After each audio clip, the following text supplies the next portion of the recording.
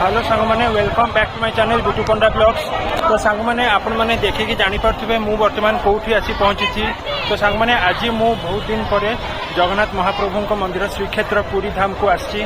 तो पुरी धाम रे जगन्नाथ जी बढ़िया दर्शन है, बढ़िया प्रसाद सेवन भी है। तो सांग मैंने आशा कर आपण मैंने भी आसतु पुरी धाम।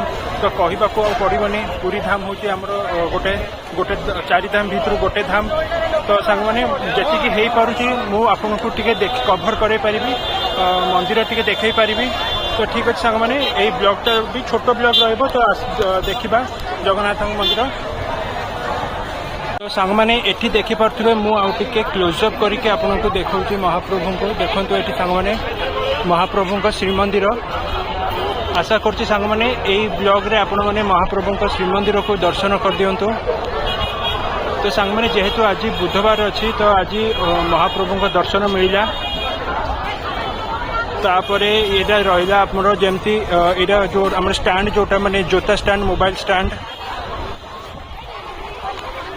तापर यहाँ तो फ्री गाड़ी सर्विस सांग मैंने एपटे महाप्रभु कहले महाप्रभु श्रीमंदिर।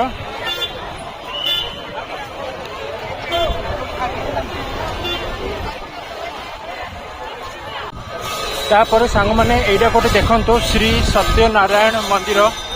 यहाँ हूँ श्री सत्यनारायण मंदिर। एटी माने ठाकुर एखना आरती हवा को जाऊँगी। तो से भोग लगुच बोलिकी ये बंद होती।